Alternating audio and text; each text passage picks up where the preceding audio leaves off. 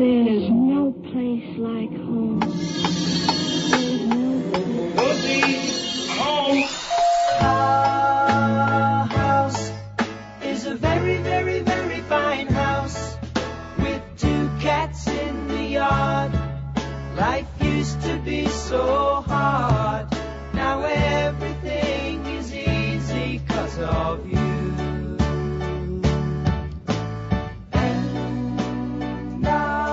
Well, hi there. This is Home Wizards, where we love to help improve your home and improve your life. I'm Cindy Dole. I'm Eric Stromer. And wait, what happened? Well, first, what happened to your voice just then?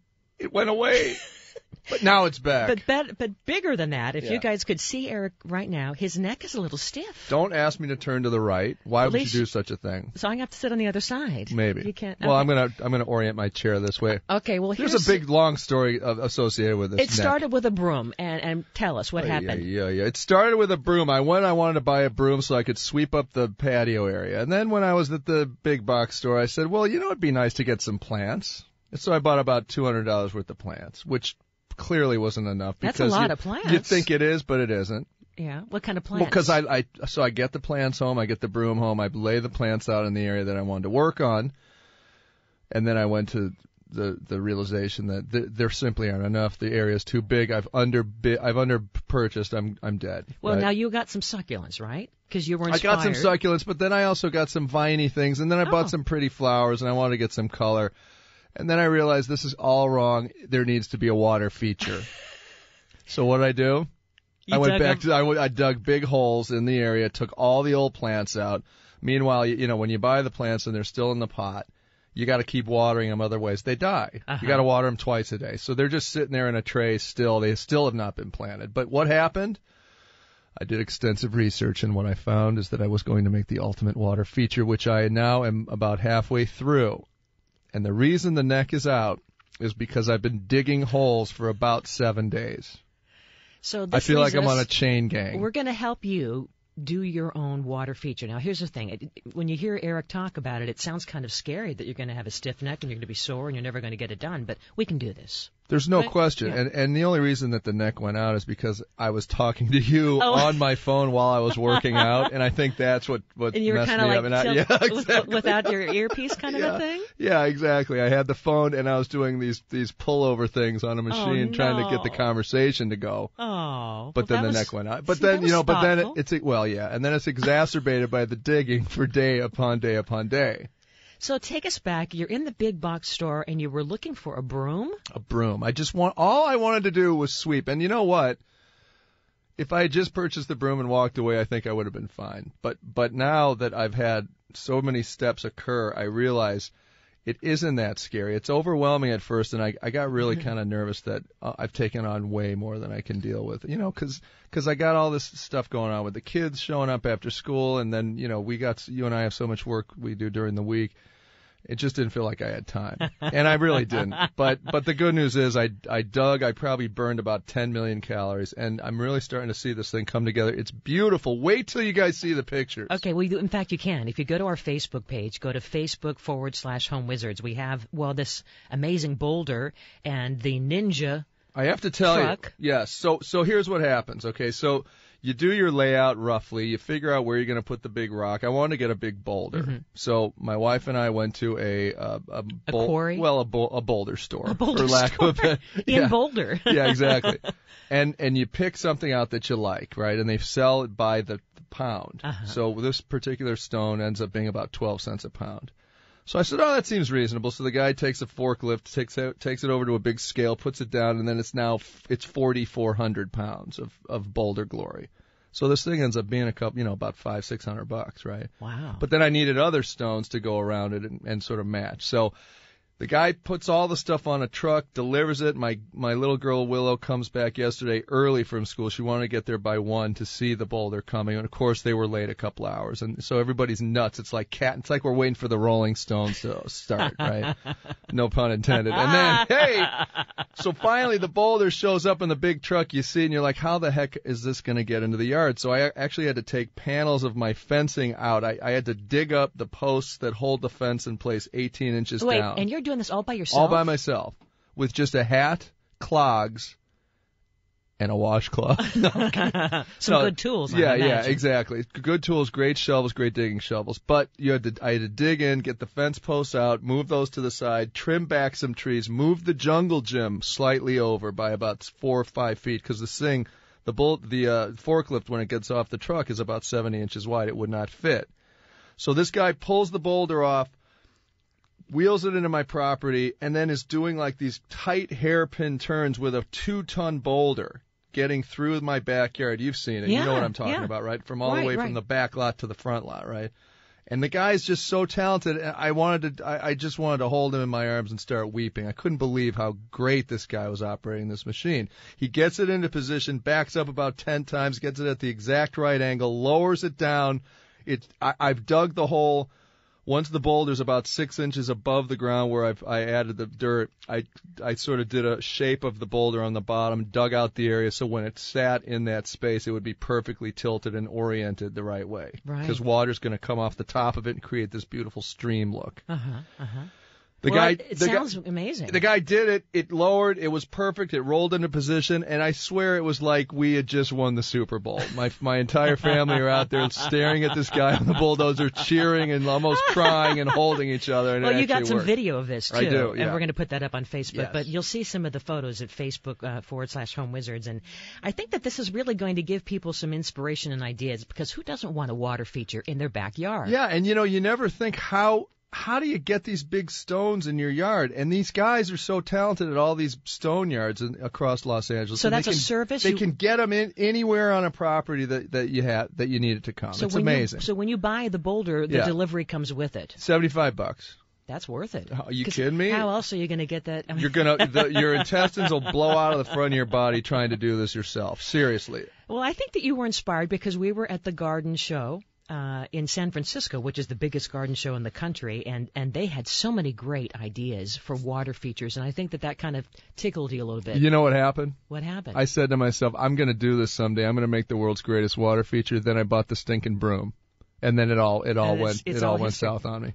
Well, so what is your vision? Because I think that when people get an idea, wanting to bring, the vacation sensation to their yard, were you thinking of the tropics? Were you thinking? Okay, you want to hear the evolution? Sure. Okay, it was going to all start out being ultra modern. I was going to do a full-on brick block wall, and then do smooth coat stucco, and then have some, copper feature coming out. Very modern.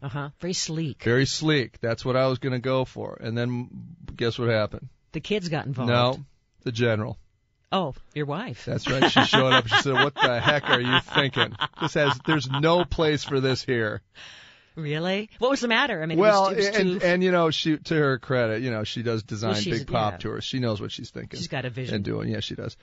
And so, to her credit, it was sort of like it doesn't really fit in the surrounding area in terms of design scheme. I've got sort of a, it's a, what would you call it? Like a ranch house. Sure. Right? California Sprawling ranch house. Very comfortable and casual. It doesn't work. So the lesson there is that you want everything from your paint to your water feature to kind of fit with the look of your home. And you know how we always talk about people not dealing with the roof line and the color of the shingles when they pick a paint color? It's kind of the same idea. You just don't impose some crazy design scheme unless there's a way that it can reference the rest of the design. You don't want Mount Vesuvius in your yard. It's like putting pillars on a ranch house to make it look like a Greek revival. Right. It makes me crazy. I mean, because we have a pond in our front yard, and when we had it installed professionally. Your pond is. Don't think I didn't spy on that thing a couple of months I took secret pictures. Oh, I'm glad you did. And sketches. And I think that we're going to talk about in the next segment how you do it. I mean, for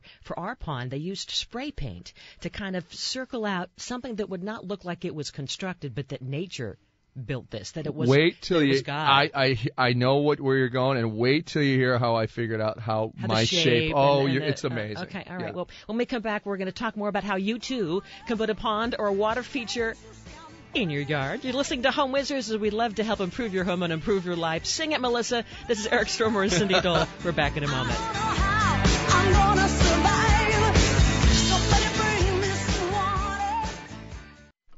Now, I know you've taken a look at my roses, Eric, and they're getting better all the time. And I know that yours are getting better too. You know, I got to noticed. tell you, I just put the Bayer Advanced? the magic crystals on them, and look, they're blowing up with blooms. It's amazing what happens. It is, and it's so easy to do because, when you think about roses, they get this bad rap of being very complicated and kind of, prissy. Yeah, like several step process that you have to do to make them work. But Like no, some of the dates that you've had, right? preach it, sister. Tell them what happens. It's amazing. Well, it's this all-in-one rose and flower care. It's made by Bayer Advanced. It's in these blue bottles, and it comes in a liquid form, but also these granules. I prefer the granules. Yeah, I went granules to your recommendation. And you put a little cup of that stuff at the base of the rose bush, and then you water it, and then it goes deep into the roots, and then poof, it's going to control the bugs, it's going to fight disease, and it's going to give you brighter, longer-lasting blooms. Lo and behold, I'm at Grandma's. She had it in her garage. She's been using it, as it turns out. It's in the family already. She's a home wizard. She knew it. I love it. Well, Yep. check it out, and you be one of us, too, because you're going to love your roses, I promise. And you can use it for other things. Just go to BayerAdvanced.com and always read and follow label directions. Better science, better results, BayerAdvanced.com. Don't go chasing waterfalls. Please stick to the rivers and the lakes that you used to. Well, welcome to Home Wizards, where we love to improve your home and improve your life. Water is the same theme because Eric Stromer is doing it in his backyard. And trust me, I'm chasing waterfalls. He's chasing believe it. waterfalls. Cindy Dole with you as well. And who doesn't want to have a water feature in the backyard? And have you always wanted? I mean, you have a pool, but you didn't have a pond. And I did design a water feature on the side of the house. Oh, right. So, and that is a little more modern. That's so more I got concrete, my isn't needs it? met. Yeah, that one's fine. That worked out great. It's concrete, and I formed little kidney-shaped stones out of cement and made them all sort of organic looking. It's pretty cool. So this is your backyard, and you had a space where you thought there wasn't much going on, right? No. What was it? It was just The grass? space was we had a big fence that spanned across the entire yard, cut it in half. We've got a really deep lot, it's like 300 feet deep, so it's really a big property. And without sort of dramatic architectural features in it, it just looks like, hey, everybody, we're in a cornfield. So I wanted to kind of add some design element to it. Because what we talk about a lot, and what we've learned from landscape specialists, and what we also apply to our life, is that you want to create multiple areas in That's your right. yard. And that was a huge help after we realized that that's how you design these exterior like a destination, areas. right? Absolutely. Yeah. And from the San Francisco design show that we saw, which we loved. Yeah. The inspiration came where you don't have to kind of do it all at one time. You can take little sections, little quadrants, if you will, and create an area at a time, and then have that evolve, and then that can spawn something else down the road, which is what we're going to ultimately do. But for now, this one specific area is all we're dealing with. So how big is the area for your pond? I mean, how big? How big of a pond? I would say it's about 20 feet by 50 feet. Because you know what they say. Always go bigger than you think, because later, this is kind of like buying a boat. People always regret that it didn't go bigger. You know what else they say? What do they say? Go big or go home. That's right. And I'm already home. So here you have this 20 foot by what? By 50. Oh, and so that's here, big. and this is what I did. Instead of trying to pre-plan this before the whole thing starts, which probably you would normally do if you were hiring somebody to do it, you'd have a guy show up or a girl show up and create a plan, and then you see what you're going to get. I wanted to kind of let the thing evolve. So we started with the boulder. We built it around the boulder. Like at the Pasadena Showcase House, we talked about how the designers maybe will take a piece of fabric and then build the room around that. Or a textile, a rug Exactly. or something, and that becomes the color palette. Exactly. Right? So we chose this huge boulder, which is just gorgeous. You'll see it online. I mean, there's so many colors. I know. It looks like an agate stone it or does something, look like doesn't it it? has cream and kind of like a maroon of some shade and grays. And the boulder itself could be just the feature. That'd be enough. Yeah. But oh no.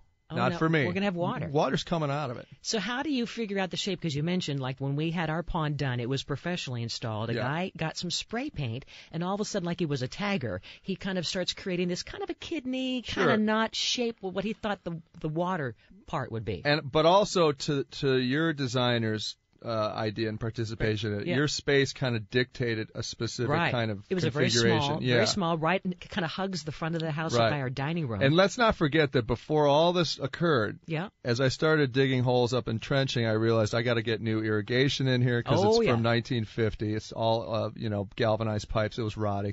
Also new electrical because I want to run lights and all sorts of other great stuff. So I had my friend Andrew Light, who we've had on our show before, come, no pun intended again on Andrew's name. I love And then Billy the plumber. No, I'm kidding.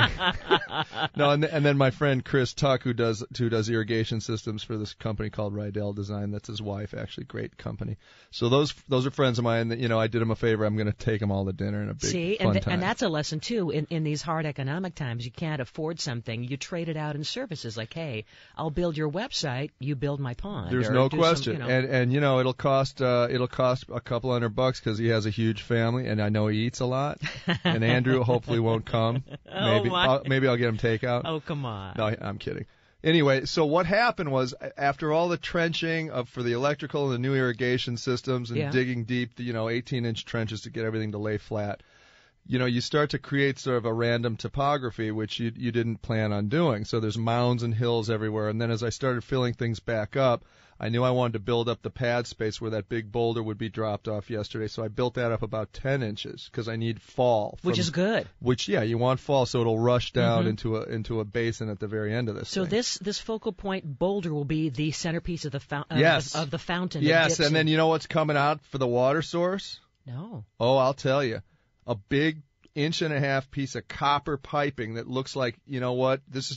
I'm just going with, we got a copper spout. It's coming out. It's hitting the boulder. It's coming off the boulder. Great. Because I didn't want to get into the coring of the boulder thing with the huge press and, a diamond blade to make a hole in it. I just want it to look like almost as if it's, hey, we're up in a mountain village somewhere and we happen to get water from the other guy's ranch and it's Very coming rustic. out of this. Yes. You want And it it'll to- patina, because it's I copper. love It'll that. be beautiful. So it'll turn kind of turquoisey over time. Exactly. Right. So how did So you anyway, figure out the shape? so I'll tell you. Yeah. So I'm holding the hose on the boulder where it's going to come out of the V, and it starts to go into a natural place where it's going to go. It's forming a river. It's starting to form a river, and it's starting to do on its own a flow down into the collection basin areas. Into the dry soil, and you go, that's my design. And that's the design. That's the way I went Nature for it. designed Nature it. designed it, and a little gravity from the way that I graded it originally from a higher area to a lower You know area. what? I think the pond gods were speaking to you. Pond gods! Wow, that's Isn't that cool? That's a great way of doing it. And not only does that dictate the shape of the pond, but it also softens the soil. So when you start to dig, because not gonna be my as hard. soil is basically clay. Yeah, well, a lot of people have clay. And I think again that's why my neck is out, because I mean It you're is. digging in It's a some little basically stiff. like gravel. It's terrible to dig. But you so are if wearing- you wet it, Yeah. it makes it easier to dig the next day. And you're wearing a hat. You were saying that you're going Big for hat. I was telling you, Kinda Audrey? kind of Audrey Audrey Hepburn, like very wispy, big with like a scarf. old Hollywood. That's yeah, great. and the only problem I had was catching the end of the scarf on the shovel. Be careful. Don't wanna do that. Oh no, that's dangerous. Some girl died with in who a was car. the actress? Can't remember, but I know what you're talking about. You know what I'm saying? Yeah, that Don't old want to- 1930s actress. Yeah, Hedy Yeah, Lamar, or I don't know. sounds- Who yeah. knows? Who knows? Anyway, so boy, let nature guide you is a good one. Or you can use a hose or spray paint. Yeah, a lot of yeah, people yeah. lay out a hose to kind of figure how you want your pond to be shaped. Yeah, so stay tuned because next week we're going to see the advancement of this. So what I'll do now is dig out what the water created. Mm-hmm. I'll dig it about 18 inches deep, and then I'm going to do sort of the step down, Good. real obvious step down. Because you want things. layers. Because like when you think in nature, a pond isn't just like this big hole. And you right? also want the sound of the rushing water. To layer down. I'm gonna need to put that PVC liner in that trench that I dig that's now the river stream. Mm-hmm. And then you put the PVC liner in, which is the waterproof membrane. And then I'm going to lay some, keystones that are a little flatter on those successive step downs because that'll give you a nice even water flow over the top. And that's when you hear the sound of water. And when you say PVC liner, you're using a pond liner. Yeah, that black. it's a flexible. Oh, it's a flexible. Yeah, liner that's almost like a membrane, like, it almost looks like a thick blanket. And but that it's goes rubber. inside the hole. That goes in the hole, right. and then you put that in the bottom of your trench, and then you have it come out about 12 inches on either side of the trench, the top of the hole basically, and then you put your stones on top to hold it in place. Now, are you going to have koi? I don't know yet. That's a whole nother level. I could. But just because a tip from what we've learned with our pond, Yeah. because you want to keep the koi protected from predators, is that we used a couple of pieces of granite to make little caves for the fish to hide. I remember that. And it goes about 4 feet in, and so they can go in and they can go out, and so if they can sense that a stranger is coming. That's they can hide. that's a koi condo. It's a koi condo. That's right. It totally and is. I may do that because I love the way your koi look in your pond, and you've named them. I do. Well, and there have been occasions where I've come up there and you didn't know I was coming, and you were riding one with dental right. floss around its head to be like little reins. The thing is, I've seen you do it. When you name your koi, that's a whole nother level, is that you don't want to get too attached to your koi because you're afraid that what if they die? And so we came up with really creative names like Little Red. No, number 7. Little Black. Because that's the color that we have, mango, but you're still attached to them even though they have a silly name. You say to your husband, Bill, we've lost Little Black. It's a very sad day. It is sad. It is sad. So yeah, I mean Hazel, my Labradoodle will she jump in the pond? No. She'll get in there and get the fish. Oh, she will. And because I think she may have killed my hamster. Okay. Yeah, she shook it around, threw it in the air. I mean, she didn't mean to hurt it, but that's kind of what they're meant to do. Well, so you've given us some By inspiration. the way, the hamster has passed away. Oh boy. We tried to bring it back to health after it escaped from the cage, survived 2 days in the house. It was either Jack the cat or Hazel the dog that took this thing down. And my kids, they. Yeah, I tried. Well, I think that we're going to look for more pictures of the pond in progress. And as you were watching Eric's yard come together, you too can be inspired, I think, to do some cool things to really bring water and nature and all that goodness to your backyard. Yeah, and keep in mind there'll be more tips and techniques on how to do this as I go through the process myself. And just go to our Facebook page, Facebook.com/Home Wizards. Coming up next, how to mix patterns and ideas in your home on Home Wizards, improving your home and improving your life.